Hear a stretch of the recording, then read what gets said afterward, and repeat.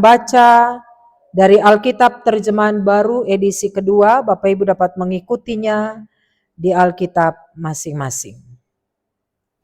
Penetapan perjamuan Tuhan.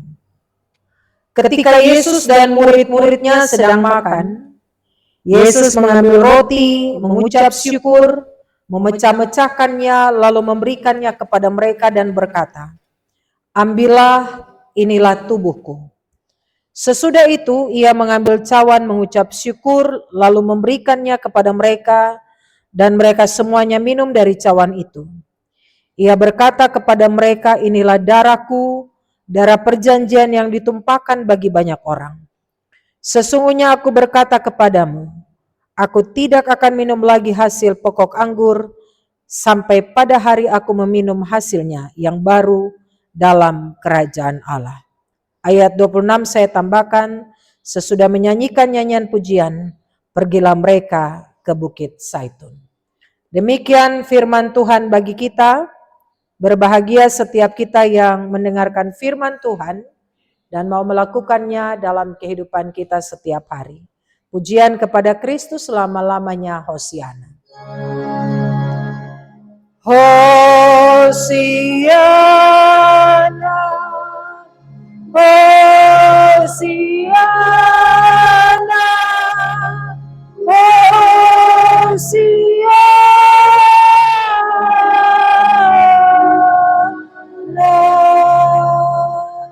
Shalom. Selamat pagi Bapak Ibu Saudara dan anak-anak yang Tuhan Yesus kasihi. Tema perenungan kita di Minggu Sengsara yang keempat, Perjamuan Kudus, persekutuan dalam kasih dan pengorbanan Kristus.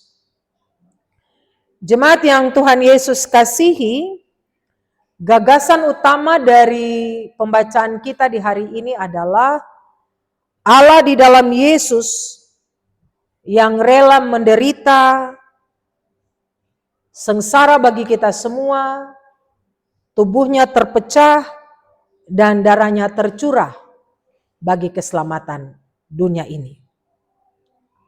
Tujuan yang akan dicapai ketika kita menerima firman Tuhan hari ini adalah supaya kita mau menghayati, kita mau bersyukur atas karya keselamatan di dalam Yesus Kristus itu, dalam ketaatan, dalam kesetiaan kita, mengambil bagian pada perjamuan kudus, tapi juga dalam hidup kita sehari-hari, sampai penggenapan perjamuan kasih karunia yang kekal itu. Nah Bapak Ibu Saudara jemaat, Injil Markus ini ditulis untuk menegaskan kepada kita semua sebagai pembaca bahwa Yesus adalah Mesias yang menderita. Yesus adalah anak Allah yang menyelamatkan manusia yang berdosa. Dan penekanan Markus ada pada tindakan Yesus yang berpuncak pada penderitaan dan kematian. Pasal 14 Bapak Ibu Saudara berada pada bagian klimaks Injil Markus dari pasal 11 sampai dengan 16. Yaitu kisah sengsara Tuhan Yesus Kristus. Segala sesuatu yang terjadi dalam pasal ini mengarah langsung pada penyaliban itu. Dan pembacaan kita Markus 14 ayat 22 sampai 25 terjadi dalam perjamuan Paskah. Yesus makan bersama dengan murid-muridnya. Bapak Ibu, minggu kemarin kita belajar tentang pengkhianatan dari Yudas. Dan Yesus menyampaikan itu dalam perjamuan bersama-sama dengan murid-muridnya. Perjamuan Paskah itu, Bapak Ibu Saudara, menunjuk pada Paskah Yahudi, yaitu perjamuan Paskah merayakan pembebasan Israel dari perbudakan Mesir. Bapak Ibu dapat lihat di Keluaran pasal 12. Dalam tradisi Yahudi, roti tidak beragi melambangkan kesengsaraan dan penderitaan. Anggur itu melambangkan sukacita dan perjanjian. Itu tradisi Yahudi Bapak Ibu. Dan Yesus memberikan makna baru dalam kisah kesengsaraannya sampai dengan penyaliban, yakni bukan saja pembebasan dari Mesir, melainkan pembebasan dari dosa dan maut. Dan sesudah perjamuan ini, Yesus dan para murid menyanyikan pujian, dan mereka pergi ke Bukit Zaitun, di mana rangkaian penderitaannya itu dimulai. Bapak Ibu, kami kemarin ke Yerusalem dan saya lihat proses perjalanan Bukit Zaitun tuh dia naik, perjalanan tanjak. Dan di sana tuh ada pohon zaitun yang sudah sangat tua. Dan kami diantar masuk ke dalam Taman Getsemani. Taman Getsemani itu bukan sekarang seperti taman, tapi itu dibikin seperti dalam bangunan dan taman itu ada di dalam. Dan bongkahan batu di mana Yesus berdoa, kami ada di situ. Suasananya hening dan kami juga dapat merasakan bagaimana suasana itu waktu Yesus berdoa dan peluhnya keluar seperti darah. Luar biasa tempat itu. Dan kisah perjalanan itu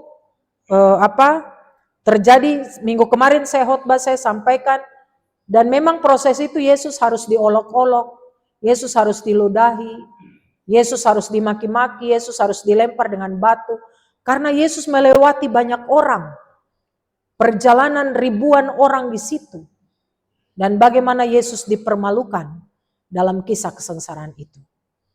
Nah, ini yang terjadi Bapak Ibu Saudara. Proses penderitaannya dimulai.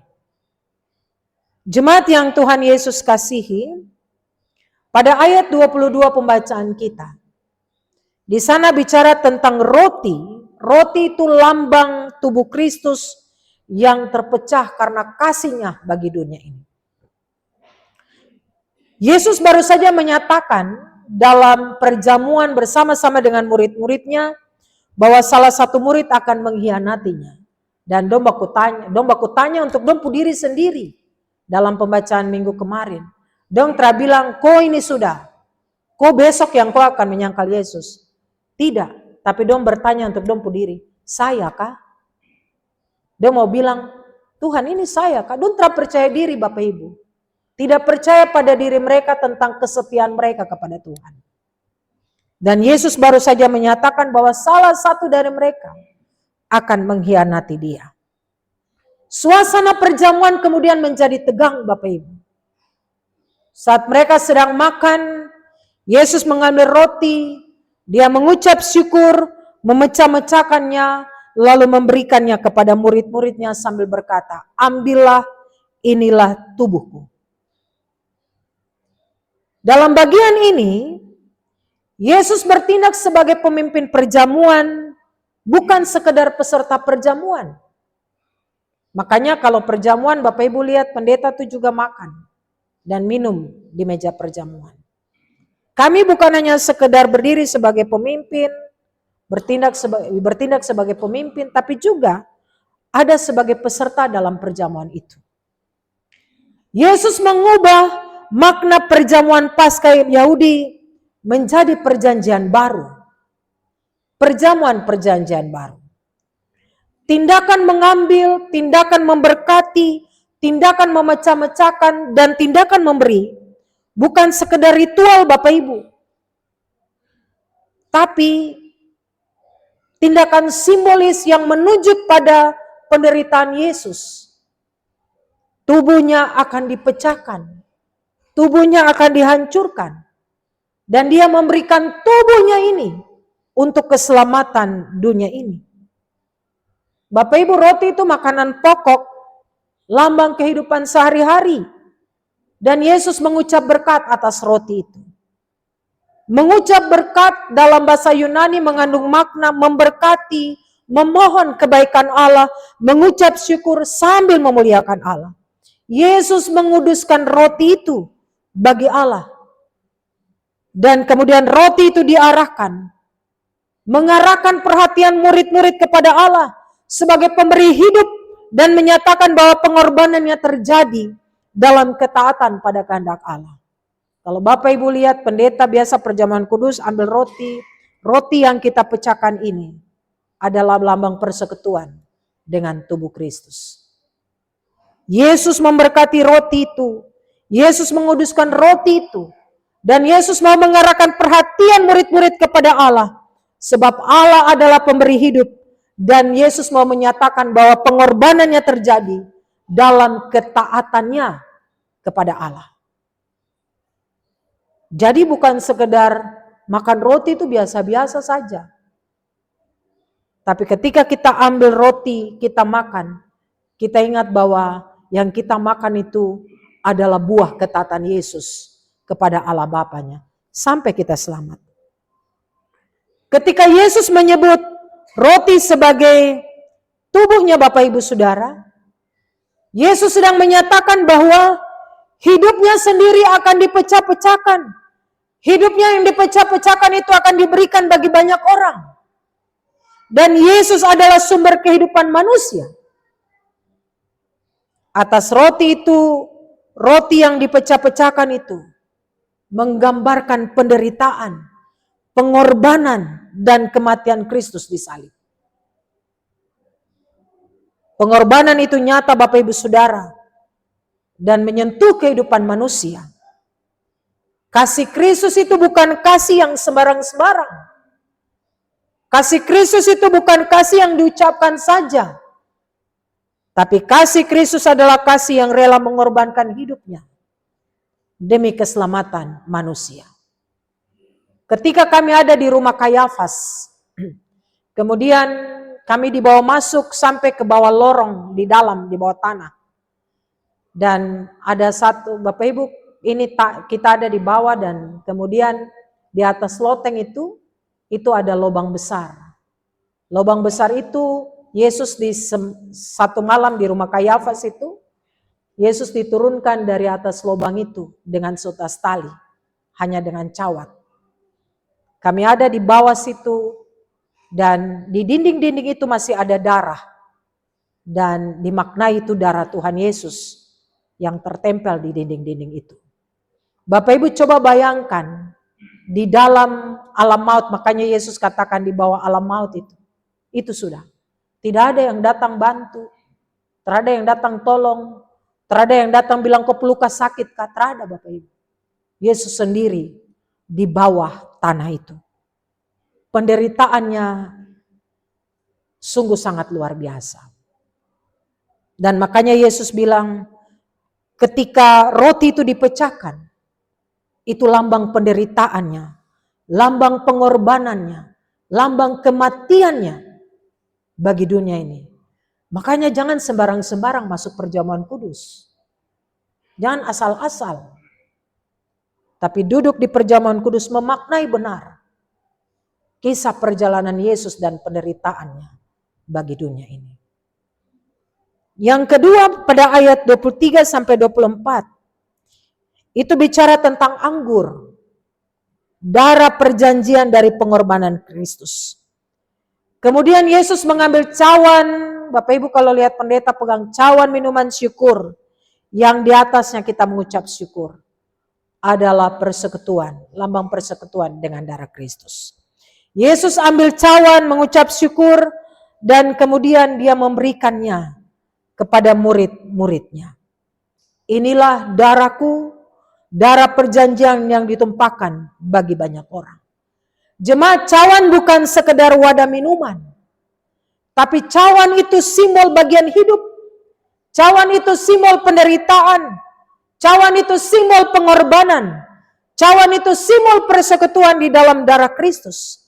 Dan cawan itu mengundang orang percaya untuk masuk ke dalam perjanjian kasih karunia yang diteguhkan melalui salib itu. Jika atas roti Yesus mengucap berkat, maka atas cawan itu Yesus mengucap syukur. Bapak Ibu, mengucap syukur dari kata Yunani ini mengandung makna mengucap syukur dan mengakui pemberian anugerah Tuhan itu. Yesus bersyukur atas penderitaannya. Penderitaannya itu yang menjadi keselamatan, menjadi jalan keselamatan, di mana kehendak Bapanya digenapi. Cawan itu pahit Bapak Ibu Saudara. Tapi cawan pahit itu justru menjadi saluran kasih karunia bagi banyak orang. Cawan pahit itu, hari ini saya dan Bapak Ibu Saudara menerima keselamatan itu. Para murid semuanya minum dari cawan itu Bapak Ibu. Dan kemudian menunjukkan kebersamaan dalam kasih dan kesatuan dalam ikatan perjanjian. Hari ini orang mau minum dari cawan, dia bilang takut yang di sebelah sakit, jadi nonton kena sakit. Padahal dulu tuh minum dari cawan itu, sampai hari ini tuh ada baik-baik saja Bapak Boven Bapak Boven juga minum dari cawan itu toh. Itu. Hari ini tuh ada baik-baik. Tapi orang kemudian sudah modern jadi sudah minum dari sloki saja. Darah adalah simbol hidup. Nyawa Yesus dipertaruhkan di situ. Yesus menyerahkan hidupnya sendiri untuk mengikat perjanjian yang baru antara Allah dan manusia. Bapak Ibu, perjanjian itu bukan dibangun atas ketatan manusia, melainkan atas pengorbanan Kristus. Dan ini inti dari perjamuan kudus itu. Kasih Allah yang dinyatakan dalam pengorbanan anaknya Yesus Kristus. Di sekeliling meja perjamuan yang Yesus dan murid-murid duduk itu Bapak Ibu Saudara, ada murid yang menyangkal Yesus, ada murid yang melarikan diri, bahkan ada yang mengkhianati dia. Namun Yesus tetap undang mereka untuk makan bersama-sama dengan dia. Dia tahu siapa yang akan mengkhianati dia. Dia tahu siapa yang akan sangkal dia. Dia tahu siapa yang akan melarikan diri dari dia. Tapi dia undang mereka semua duduk dalam perjamuan itu. Perjamuan ini menjadi simbol persekutuan kasih dan pengorbanan Kristus. Dan pada ayat yang terakhir, ayat 25, perjamuan kudus itu adalah pengharapan kerajaan Allah. Bapak Ibu Saudara, pada ayat 25 Yesus kemudian berkata, "Sesungguhnya aku berkata kepadamu, aku tidak akan minum lagi hasil pokok anggur ini, sampai pada hari aku meminumnya, yaitu yang baru dalam kerajaan Allah." Penyataan ini memberikan suatu gambaran ada pengharapan Bapak Ibu. Perjamuan kudus tidak hanya kita menoleh ke belakang, mengenang pengorbanan Yesus sendiri, tapi juga kita mau menatap ke depan kepada perjamuan yang sempurna di dalam kerajaan Allah itu. Di tengah penderitaan dan kesengsaraan Yesus Bapak Ibu Saudara, Yesus meneguhkan murid-muridnya dengan janji masa depan yang penuh sukacita. Yesus dengan sadar menutup perjamuannya di dunia. Dia pilih jalan salib, namun sekaligus membuka jalan keselamatan. Janji perjamuan baru yang kekal di dalam Allah. Dan setiap kali gereja merayakan perjamuan kudus jemaat, kita mau mengingat pengorbanan Kristus, menantikan perjamuan kasih karunia yang kekal, kita mau hidup dalam pengharapan akan kerajaan Allah yang akan datang. Apa makna bagian ini untuk kita dalam minggu sengsara yang keempat? Yang pertama Bapak Ibu Saudara, bagian ini mau mengingatkan kita bahwa Yesus adalah juru selamat yang telah mengorbankan dirinya untuk keselamatan manusia. Yesus adalah pusat penggenapan perjanjian Allah. Pengorbanannya adalah anugerah bagi saya dan Bapak Ibu Saudara. Dan jangan mengkhianati anugerah itu. Gereja bertumbuh dalam anugerah Kristus. Justru dari kerapuan dan keberasan kita manusia, Yesus Kristus menyatakan kasih-Nya untuk menebus kita semua. Hal kedua, Yesus telah memberikan tubuh dan darah-Nya bagi banyak orang. Maka hidup orang Kristen mesti berakar pada pengorbanan Kristus itu.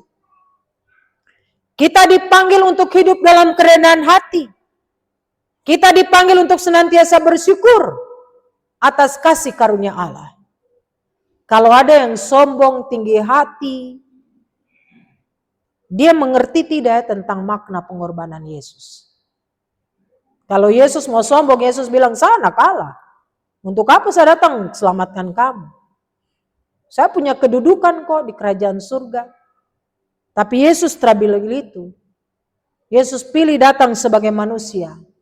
Dia yang tidak berdosa dijadikan berdosa. Dia menyelamatkan kita dengan menyalibkan dirinya. Dia dianggap hina, padahal dia punya kedudukan yang sangat tinggi. Hari ini kalau ada orang yang sombong, topu dada, bicara tinggi, lihat pengorbanan Yesus. Dia orang yang rendah hati. Hal yang ketiga, perjamuan kudus adalah persekutuan anugerah. Bapak Ibu Saudara, pengorbanan Kristus mempersatukan kita sebagai tubuh Kristus.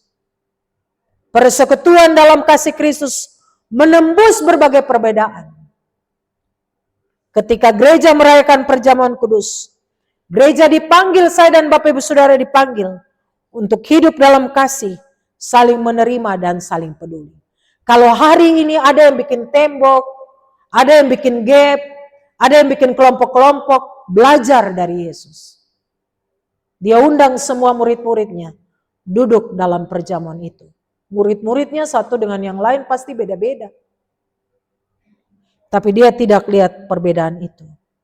Persekutuan kasih Kristus itu menembus perbedaan. Menembus tembok-tembok.